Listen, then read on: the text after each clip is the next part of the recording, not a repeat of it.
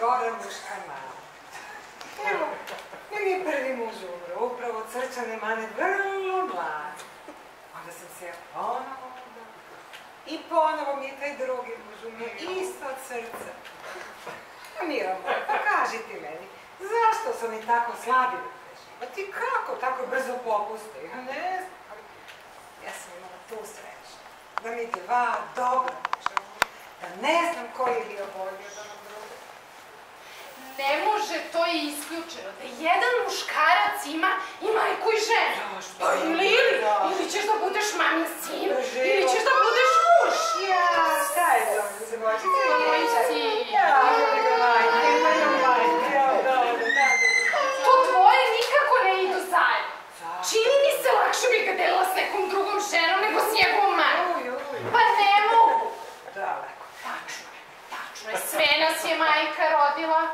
To nije mala zasluga, ali došlo je vreme da mi rađamo našu decu. Pa kako da se ne nervira? Pa kako da se ne nervira? Pa da, eto, sada sam ja majka, dok sutra će moja ćerka biti majka. Pa ne može sad ceo život da stane zbog moje i njegove majke. Ma verujte mi, lakše bi ga poslao u kafanu nego kod majke. Ma lakše se otrezni pijan čovek nego onaj koga majka truje i savjetuje. Mila moja, ti si još mlada, vidi, malo vidi, onaj koji pije, pa taj se ipak vrati svojoj kući, svoj ženici, svoj dečici, recimo neko i kartara, pa šta i taj nekad zakasni, ali taj se vrati, pa šta ako ima majku? Da li jedna majka na svetu uvek živjela? Nije. Nijedno ne živi večito, pa naravno, pa da. Nije. Veruj. Onaj muž koji je umro, na taj se više nikad neće vratiti. Pa njega ne vredi čekat. Veruj meni, ja sam dva muža sahranila. Ako treba da se proglasi najveća muška, to je svakako srčana mama. Ali veruj meni, Mila, slušaj, ne zna se da li je gora za tog muža ili za crnu ženu udovicu. Vidi mene uvijek. Ali to je dokazano iz nauke. Ma majka je kao sve. Ona ne da svoje mladunče. Ali to mladunče kad se oženi, pa postane muž i otac, a to je sad nov krug života. Ma nov život.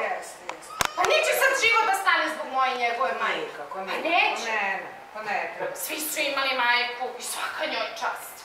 Pa nisu stali, nego su nastavili dalje. Pa i ta moja majka imala svoju majku, pa nije ostala da je kukavičku ti brne. Nego šta je uradila? Šta je uradila? Nego se udala, stvorila novu porodicu, da? Pa vidiš, zato se ja nisam treći put udavala. Pa bilo bi mi žao tog trećeg. Pa ja kako sam mala, zna i fatalna žena. Kako onda kako bi taj jadničak završio? Pravo kažem, ima tražnicu. Nije da me nisu tražili. Nemojte, pa ima još žena, pa nisam jedina ja na svetu. Hvala, možda neki drugi put. Hvala, najlepše. Ne, nisam htjela da se udajem, ne. Ali, draga moja, gledajući praktično i konkretno, ma nema veće mane za učenje muškarca od njegove majke, pa majka, kako da se ne nervira, pa mora da se nervira,